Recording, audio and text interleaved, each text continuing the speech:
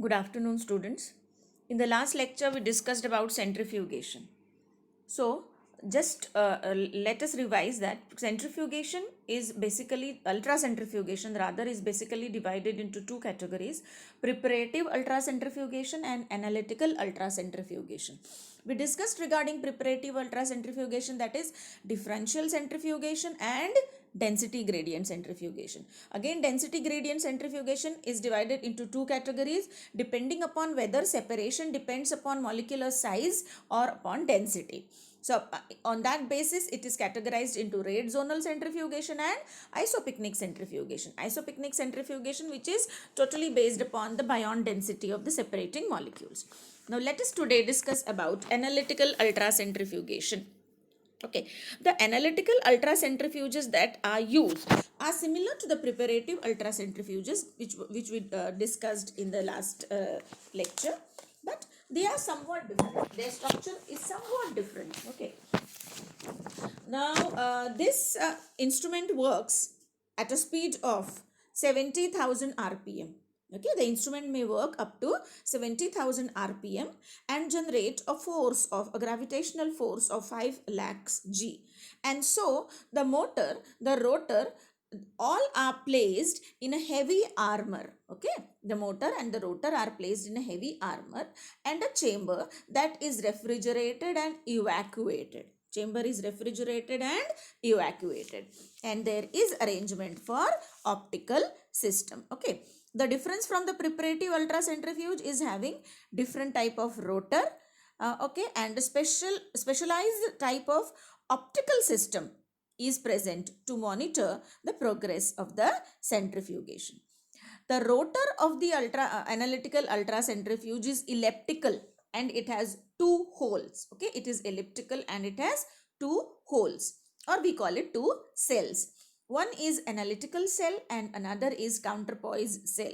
In the analytical cell, it holds the sample. Okay, the analytical cell holds the sample and the counterpoise cell is used for counterbalancing the analytical cell.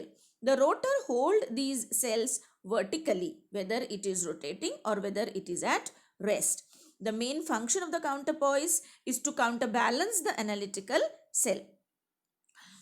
And it is a precision machined block of metal with holes. The rotor is a machined block of metal with two holes drilled at calibrated distance from the center of rotations. Okay, these holes serve as calibrations for measuring the distance in the analytical cell.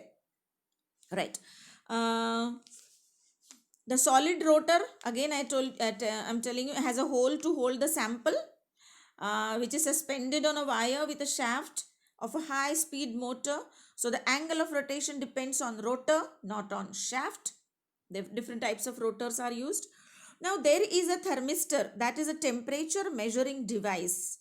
It is contained at the tip of the rotor, temperature measuring device.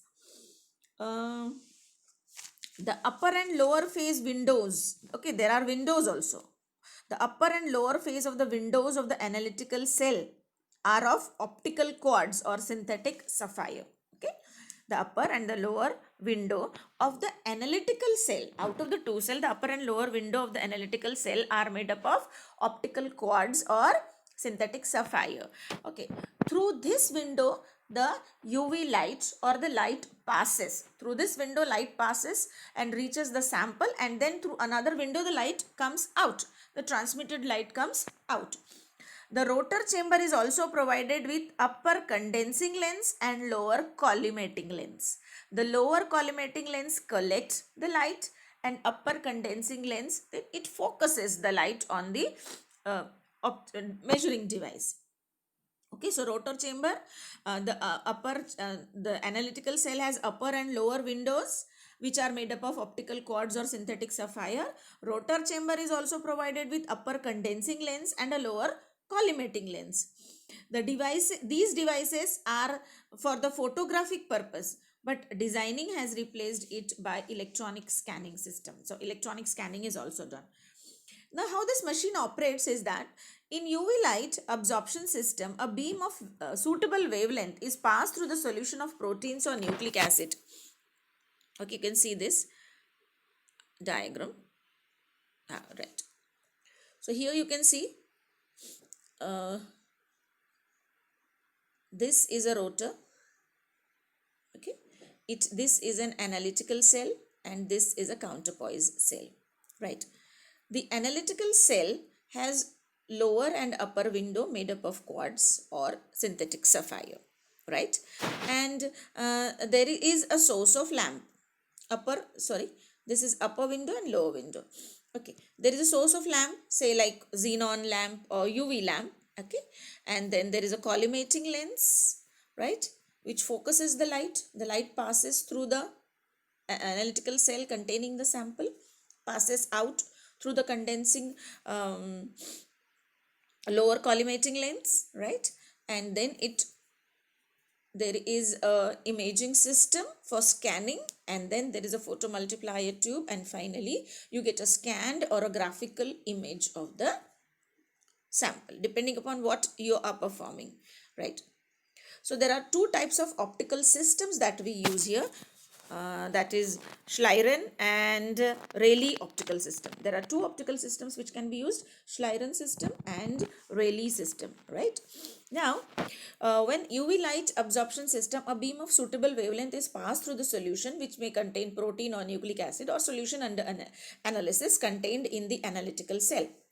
And some amount of light is absorbed, some is transmitted. The intensity of the transmitted light is photographically or electronically recorded. Okay. Now, electronic scanning enables direct visualization and gives a plot of concentration of sample at all levels, concentration of sample at all levels in the analytical cell at a given time. Okay, so electronic scanning enables direct visualization and gives a plot or a graph of concentration of sample at all levels in the analytical cell at a given time. You can select different wavelength of light. Okay, selecting different wavelength of light can separately monitor different single components moving in the mixture of the sample. Right. Now, as I told you, we can use two optical systems, Rayleigh or Schlieren optical system. Right. The windows, as I told you, are provided with passage of light to monitor the progress of centrifugation. The optical system used are Schlieren and Rayleigh. Right. At the beginning of sedimentation, that is at the beginning of centrifugation, see, in analytical cell harboring macromolecule, we have a refractive index higher than the rest of the solution. At the beginning of sedimentation, a peak of refraction will be at the meniscus. With the progress of centrifugation, the macromolecules move down the cell and peak also shifts, giving direct information about the sedimentation characteristics of the sample. Okay, so as the sedimentation progresses, the graph gives you an information that the macromolecule is sedimenting. Now, analytical ultracentrifugation has made it easy to measure the sedimentation coefficient and molecular weight of macromolecule. Okay, so sedimentation coefficient and molecular weight of macromolecules can be measured. Gross mixture as well as individual, right? Okay, right. So speed we discussed, optical system two types of cells are there. There is a lower window, upper window made up of quartz, and Schlieren and Rayleigh optical systems are used. In the beginning, the peak of refractive index will be at the meniscus, as you can see from here. Okay. And with the progress of sedimentation, the macromolecules move down, peak shift, giving direct information about the sedimentation characteristics. So the peak will go on shifting, telling you that the sedimentation is in progress. Now, this analytical ultracentrifugation can be used to check the purity of macromolecules, molecular weight, change in relative molecular weight of supermolecules, complexes, then conformational change in the protein structure, and it is helpful in ligand binding study. Okay, so analytical ultracentrifugation is the study of behavior of macromolecules in solution. It is the study of behavior of macromolecules in solution under the influence of a strong gravitational force. Most macromolecules have different density from the surrounding solvent, and so will sink or float in the strong, you can say, gravitational field. Observation of dynamic behavior, that is sedimenting and dynamic behavior, is called as sedimentation velocity, or system in equilibrium is called as system equilibrium, can provide. Okay, so when you perform analytical ultracentrifugation, you study the dynamic behavior, that is sedimentation velocity of a system or sedimentation equilibrium of a system, and it can provide you information regarding the size, the shape, the density, and conformational changes taking place in protein and macromolecules. Okay, now a wide variety of materials can be investigated by analytical ultracentrifugation.